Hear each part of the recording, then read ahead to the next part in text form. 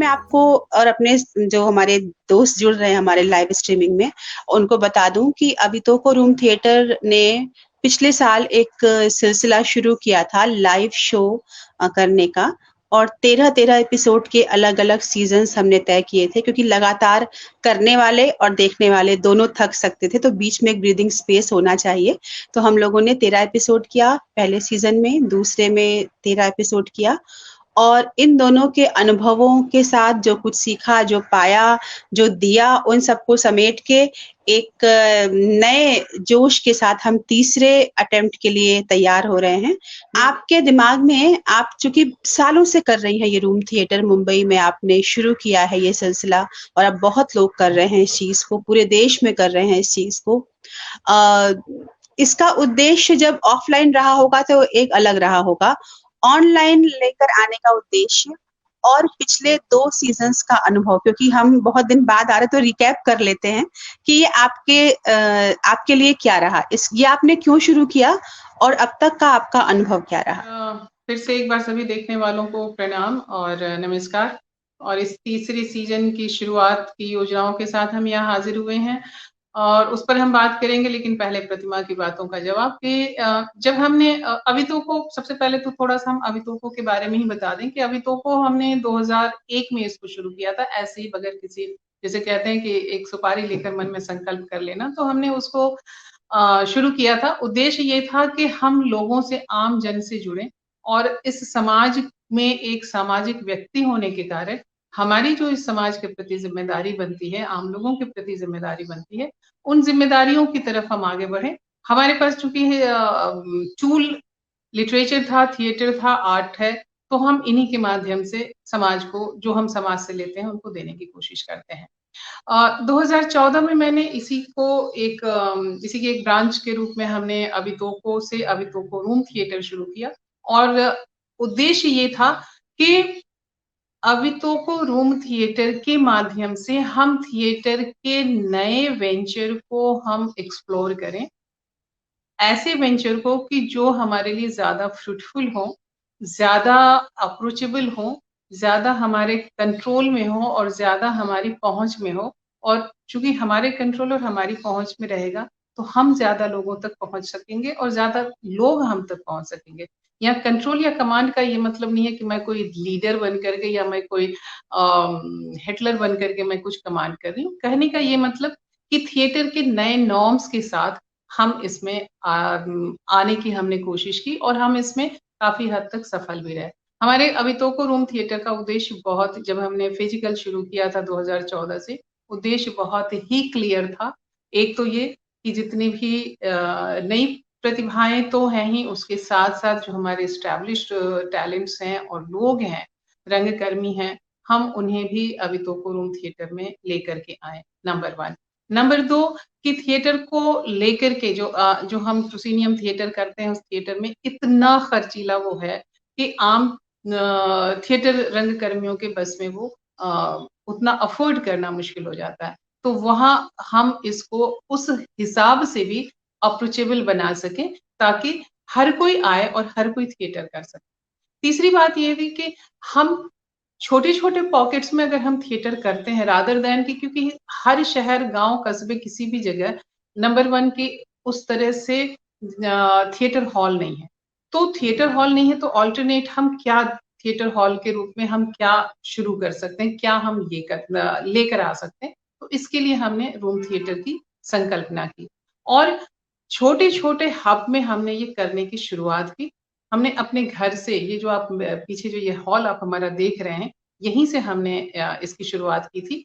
और हम ये जान के हमने कहा कि हम एक प्रोसीनियम में 1000 की कैपेसिटी में हम जाकर के एक करें, इससे बेहतर है कि हम 10 इलाके में हम 10 जगह घूमें और वहां हम 10 जगहों पर जाकर के हम परफॉर्म करें।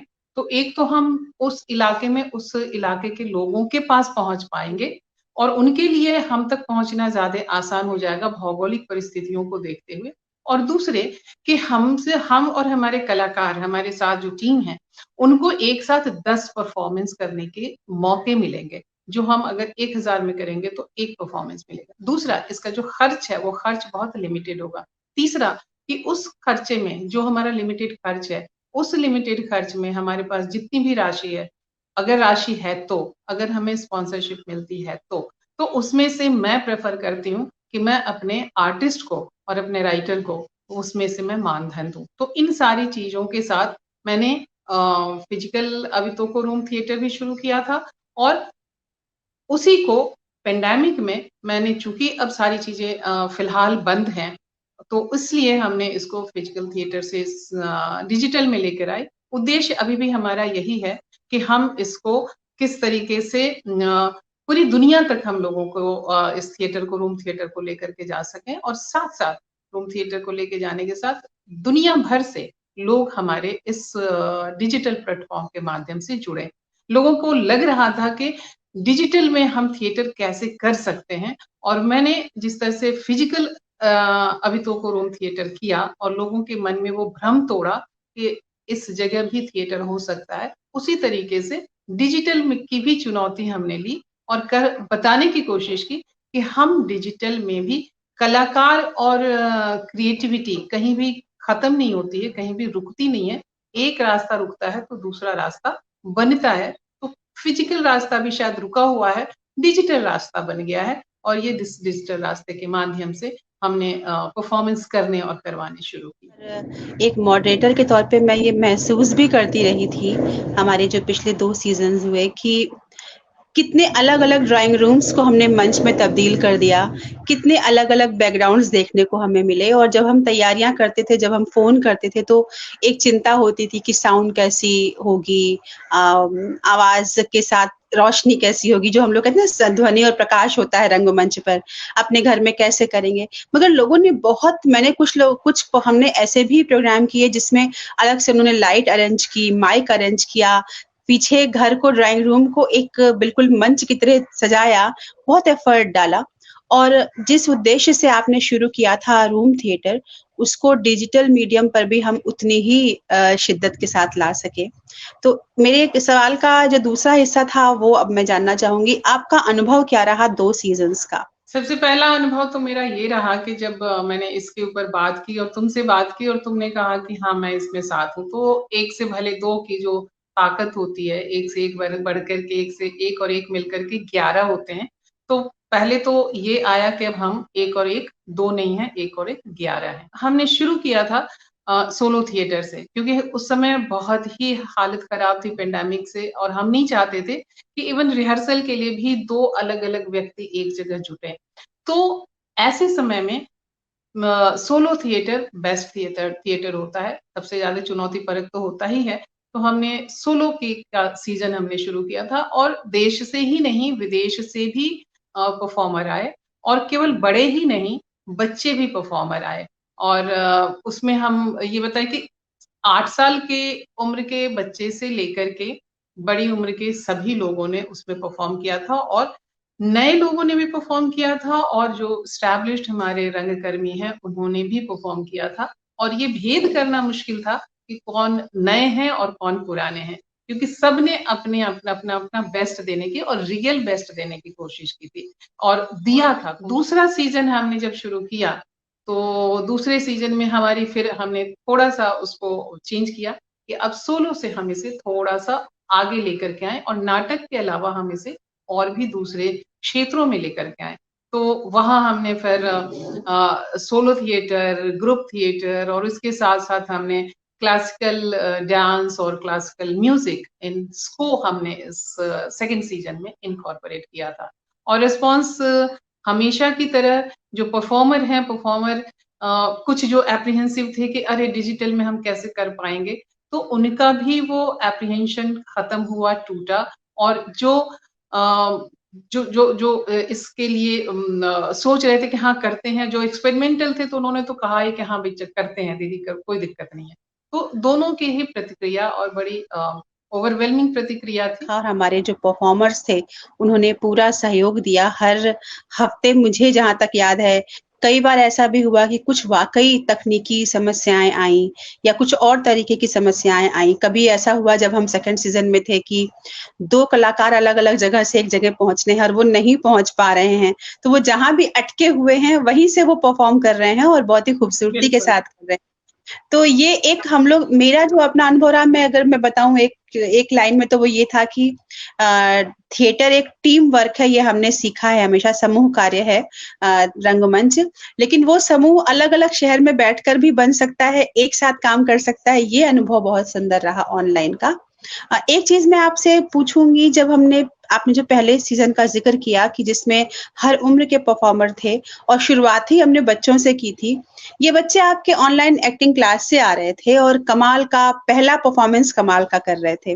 तो इसके पहले कि मैं अगले सीजन पर बात करूं, जो हम लोग लेके आने वाले हैं, जिसके लिए आज हम यहाँ हैं, मैं एक बार आपकी उस ऑनलाइन थिएटर क्लास के बारे में भी बात करना चाहती हूँ कि आप उन परफॉर्मर्स से कितनी संतुष्ट हुई और उनको अगली परफॉर्मेंस के लिए तैयार करने का क्या आपके अंदर कुछ नया विचार, कुछ नए कॉन्सेप्ट्स आए? वही पेंडेमिक के समय ही जब ये शुरू हुआ तो online theatre, solo theatre classes मैंने लेनी शुरू की। और मेरे थिएटर क्लास लेने का तरीका अलग है कि मैं 1 to 1 क्लास लेती हूँ, मैं ग्रुप में क्लास नहीं लेती हूँ। और ये अगर मैं 60 मिनट्स दे रही हूँ तो 60 मिनट्स केवल मैं हूँ और मेरा स्टूडेंट है, ताकि वो बिल्कुल खुल करके अपनी बातें हमारे साथ रख सके और हम जो चाहते हैं वो पूरी तरह से खुल करके निकाल सके। उसको ये अंदर से वो ना हो कि अरे कोई मुझे देख रहा है या कहीं कोई मेरे ऊपर हंसेगा या कुछ, वैसा कुछ नहीं है। और मेरे लिए एक फ्रीडम है कि मैं उसे जिस तरह से मोल्ड करना चाहती हूँ, मैं उसे जिस तरह से जितना देना चाहती हूँ उसे मैं दूं। और अगर उस देने के क्रम में अगर मैं उसे डांट भी रही हूँ या मैं उस पर नाराज भी हो रही हूँ तो उसे भी कहीं से ये नहीं लगता है कि अरे मुझे 10 लोगों के बीच में डांटा जा रहा है। और मुझे भी ये नहीं लगेगा कि अरे मैं उसको जो है 10 लोगों के बीच में मैं उसको स्ट्रिक्टली बोल रही हूँ और ये कुछ कर रही हूँ। तो एक तो ये बात थी और दूसरी ये थी कि ये जब 60 मिनट हमारे पास हैं हफ्ते में, अगर 3 दिन 60-60 मिनट्स या 2 दिन 60-60 मिनट्स हमारे पास हैं, तो 60 मिनट्स में हम एक-एक मिनट कैसे यूटिलाइज़ करें। और मैं किसी भी बहुत ही सैद्धांतिक तरीके से मैं क्लास नहीं लेती हूँ, मैं बहुत प्रैक्टिकल तरीके से क्लास लेती हूँ।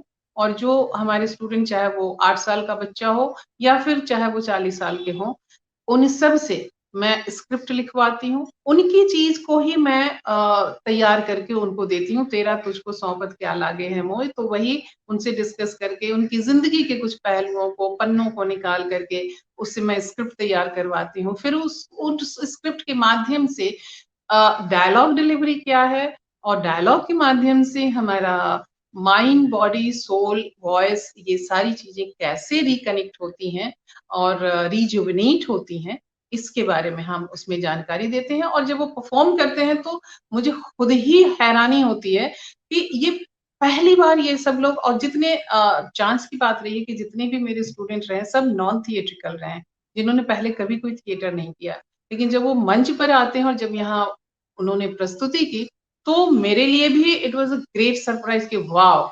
इतना बढ़िया ये लोग कर सकते हैं। तो ये वैसे जो थिएटर रंगकर्मी और जो कहते रहे हमेशा, जो बड़े-बड़े थिएटर गुरु हैं, वो कहते रहे कि अभी के समय में फिर डिजिटल समय में तो एक्टिंग, थिएटर एक्टिंग सिखाई नहीं जा सकती।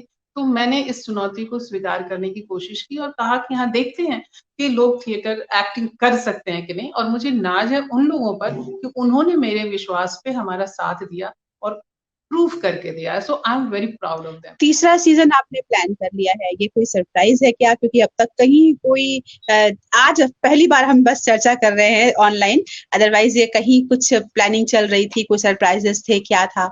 तो अब मैं चाहती हूँ कि आप इस सरप्राइज को खोलिए और बताइए कि ये कब शुरू हो रहा है, इस बार की रूपरेखा क्या है और कौन-कौन लोग शामिल हैं इसमें? हम चाहते हैं कि अवितोको रूम थिएटर, नाम उसका थिएटर है तो थिएटर का मतलब है कि उसमें परफॉर्मेंस करना। तो परफॉर्मेंस का मतलब सिर्फ ये नहीं है कि हम थिएट्रिकली आए और थिएट्रिकली ही परफॉर्म करें तो वो परफॉर्मेंस होगा।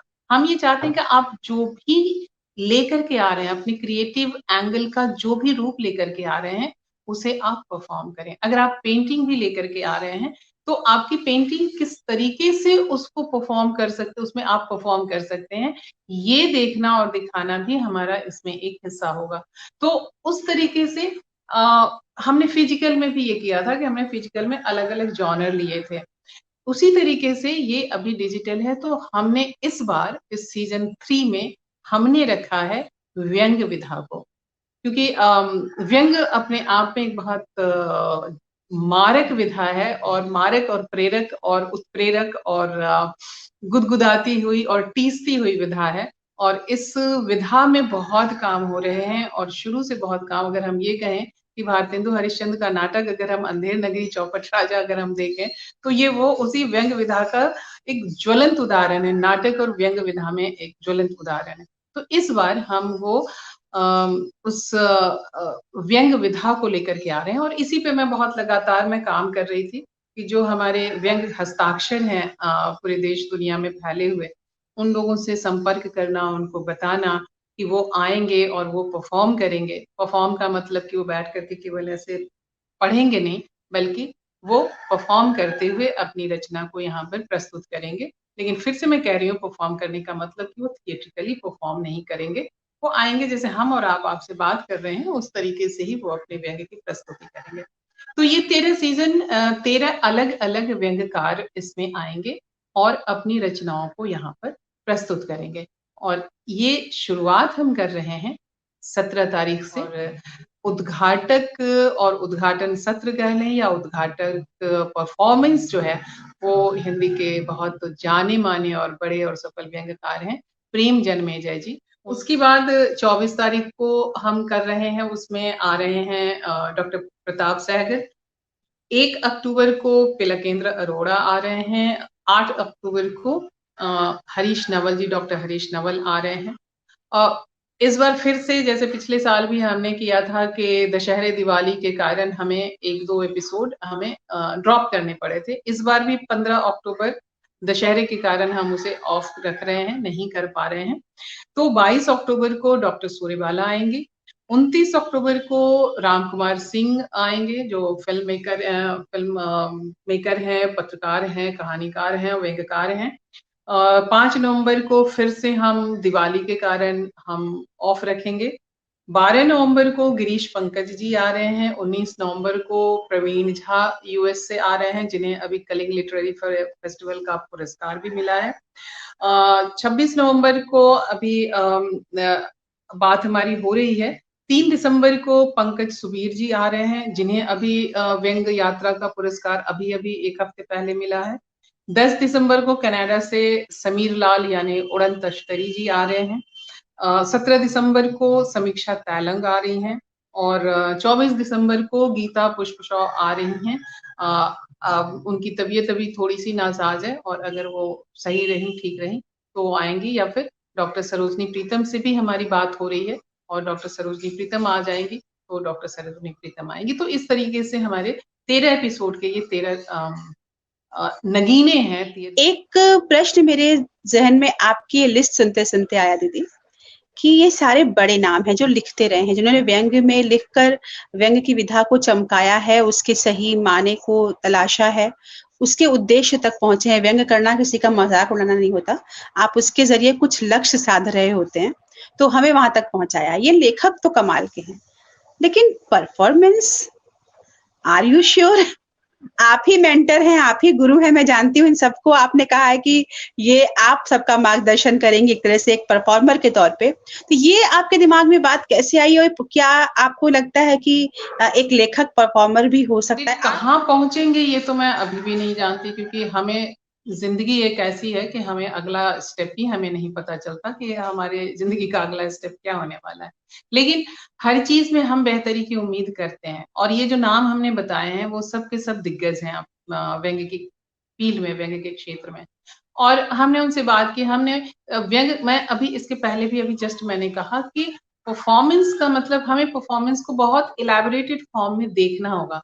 परफॉर्मेंस का मतलब ये नहीं है कि हम बिल्कुल थिएटर के उसमें अरे कहाँ जा रहा है तू आ जा मैं देखता हूँ, ऐसे नहीं बोलना है।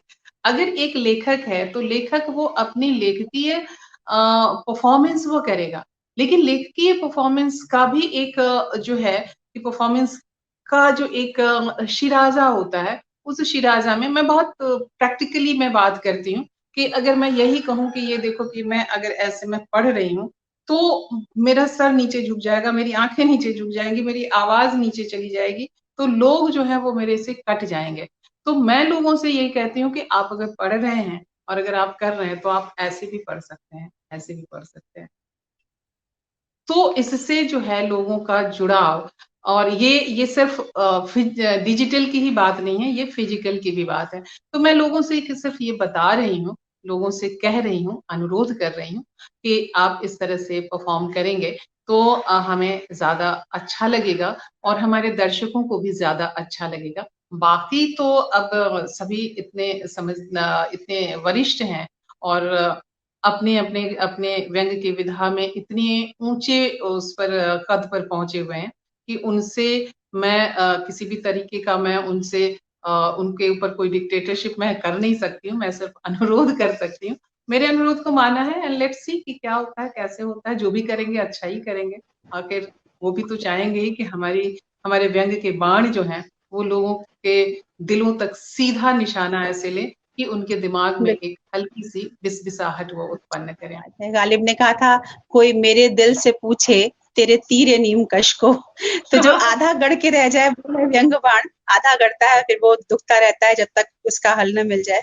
और जो एक एक जो संशय हमारे देखने वालों के मन में हो सकता था, मैंने जनता की अदालत में आकर उनका वकील बनकर आपसे वो सवाल पूछ भी लिया और आपने क्लियर भी कर दिया कि एक लिखने वाला, चूंकि शब्द उसके होते हैं, भाव उसके होते हैं, आत्मा उसकी होती है उस लेखन में, तो अगर वो चाहे तो कनेक्ट होकर दर्शकों से उसका पाठ कर सकता है, और जहां आप कनेक्ट हो जाते हैं वही होती है परफॉर्मेंस। आखिर में एक सवाल आपसे मैं करना चाहती हूँ कि जो लोग जुड़ते हैं अभितोको रूम थिएटर से as a performer, as a viewer या शुभ चिंतक के रूप में, उनके लिए आपका मैसेज क्या है? कि हमारे जो यहाँ दर्शक हैं या अभी देख रहे हैं या बाद में भी देखेंगे या किसी भी तरीके से, वो भी अपने आप को यहाँ पर प्रस्तुत करें, हमें सलाह दें, हमें सुझाव दें कि आगे और सीजन 4 है, सीजन 5 है और इस तरह से सीजन चलते रहेंगे, तो वो क्या देखना चाहते हैं, किन लोगों को देखना चाहते हैं, किस जॉनर को देखना चाहते हैं,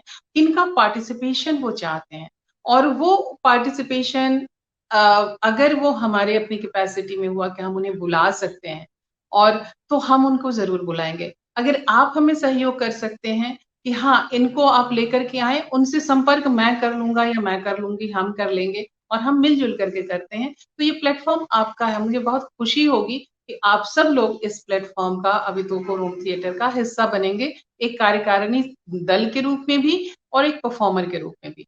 दूसरा एक और मैं महत्वपूर्ण बात कहना चाह रही हूँ कि मैं ये चाहती हूँ कि जो आज के युवा हैं, वो युवा आगे आए और वो युवा परफॉर्म करें। आप आए, आपकी रचनाएं क्या हैं, आप किस विधा में परफॉर्म कर रहे हैं, किस विधा में लिख रहे हैं, किस विधा में काम कर रहे हैं। और यहाँ अभितोको रूम थिएटर का मतलब सिर्फ लिखना नहीं है।